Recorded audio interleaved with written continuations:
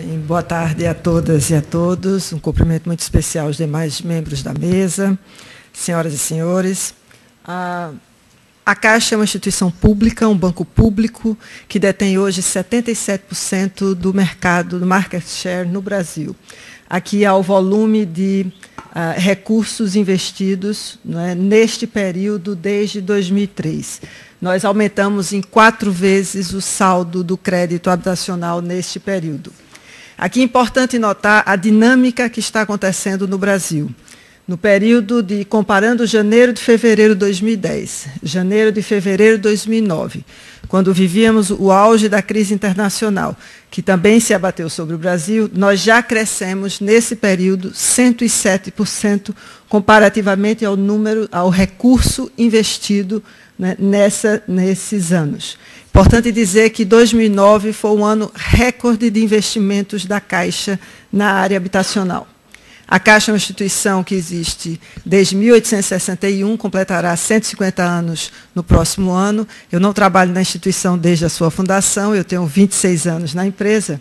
E, atualmente, este é o cenário com que nos deparamos no país. Nós temos mais de 49 milhões de clientes e a Caixa tem uma presença nacional, né? Nós temos mais de 27 mil pontos de atendimento. Aqui alguns dados sobre o Brasil e eu gostaria de destacar aqui, principalmente, justamente o nosso crescimento, né? O crescimento que tem tido, mesmo no período da crise, né, quando tivemos em 2009 o PIB negativo em 0,2%, expectativa de desenvolvimento e de crescimento no país é de 5,2% do nosso PIB. E o índice de desemprego que ele vem se reduzindo significativamente. Aqui o número de unidades habitacionais. Observem aqui a série de governos desde a década de 70, quando o presidente Lula assume a partir de 2003, nós já temos, em média, 410 mil unidades financiadas nesse período, sendo que o ciclo 2007-2009 representam, de fato, o grande processo de expansão do crédito habitacional no Brasil. Aqui há de se salientar uma série de medidas que o governo brasileiro tomou no sentido de ter mais segurança jurídica os contratos habitacionais e também a desoneração tributária. Neste caso aqui, nós temos, inclusive, a perspectiva do setor, não é, em relação do setor imobiliário, não é, do setor da construção, da cadeia da construção civil e, principalmente, a expectativa em relação a 2010. Importante salientar também que, em 2009, mesmo com a crise, o setor teve crescimento líquido de empregos gerados, de 177 mil empregos gerados. Observem a base que nós saímos a partir de 2003. Aqui o nosso déficit habitacional, né? Então, no Brasil está muito concentrado na região sudeste e nordeste, na região principalmente nas capitais brasileiras. O Brasil também passou por um processo de aceleração, né, da urbanização de suas capitais, né, criando unidades absolutamente inadequadas para a moradia. No Brasil nós chamamos as favelas brasileiras. Elas estão concentradas na região metropolitana, regiões metropolitanas, principalmente no sudeste, do Rio de Janeiro, São Paulo e Belo Horizonte, e na região Nordeste, Salvador, Recife e Fortaleza. Mas o déficit habitacional, na realidade, ele está presente em todas as regiões do Brasil. E como já foi dito pelo meu antecessor, nós temos uma relação crédito-PIB muito baixa, principalmente comparados com os demais países, a Polônia, a Holanda, enfim, os Estados Unidos, o Chile, a África do Sul. Um potencial de crescimento muito grande.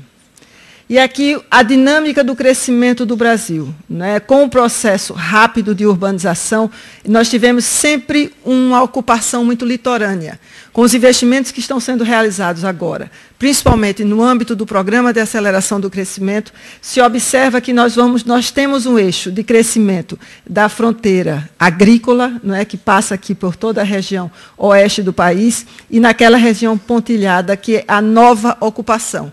Pequenas cidades que têm um crescimento muito substancial. E o governo lançou um programa, já respondendo à pergunta da nossa moderadora, o governo lançou o programa, né, Minha Casa Minha Vida, 1 milhão de novas moradias. E a grande engenharia desse programa é exatamente porque ele concilia, não é, uma política anticíclica, com base no déficit habitacional, reduzir em 14% o nosso déficit habitacional e também uma política de geração de emprego e renda. E, para isso, necessário se faz exatamente um processo de articulação entre o governo federal, os governos subnacionais, que são os estados, os empresários e os movimentos sociais. Porque num processo como esse, onde você tem necessidades, que são necessidades bastante diversas, é importante ter também os movimentos sociais participando desse processo.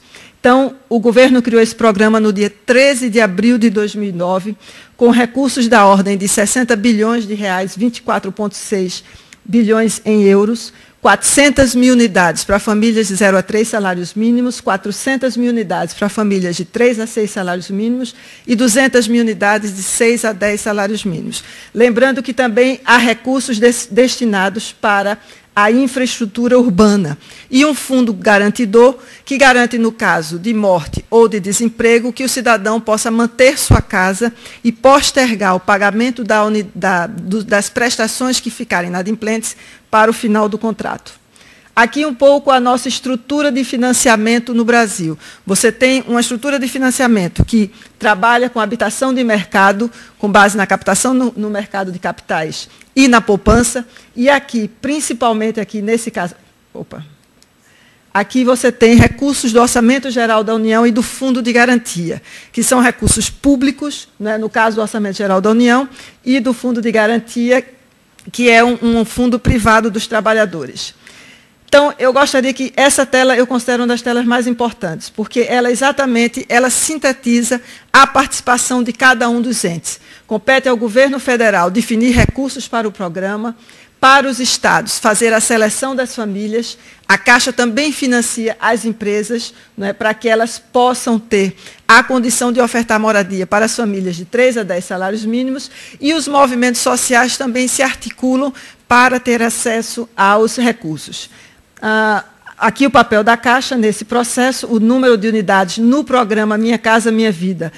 Nós já temos nós já contratamos o ano passado 275 mil unidades, e é importante dizer que a principal condição do programa Minha Casa Minha Vida é o subsídio, o que possibilita que, no ano de 2005, numa unidade no valor de R$80 mil, você tinha apenas a condição de ter famílias com uma renda de 1.845 euros. Com o processo exatamente do subsídio, possibilita que uma família com renda de 600 euros tenha acesso a esta mesma unidade. Então, para finalizar, eu gostaria de trazer aqui a distribuição pelas empresas de construção civil e aqui exatamente o impacto do programa Minha Casa Minha Vida, principalmente no ano de 2009. Das 601 mil unidades que foram financiadas pela Caixa, 275 mil já foram no âmbito do programa Minha Casa Minha Vida. E aqui, para encerrar, fotos de alguns empreendimentos que nós temos em todo o país, espalhados em todas as regiões do país. Essas obras estão acontecendo nesse momento, são casas e apartamentos. Esse aqui tem uma solução também de aquecedor solar. E a nossa expectativa é uma expectativa muito positiva para 2015. Tive a oportunidade, na semana passada, de participar de uma reunião com o presidente Lula, 5 ministros, onde a gente já discute, inclusive, o programa Minha Casa Minha Vida 2. Muito obrigada.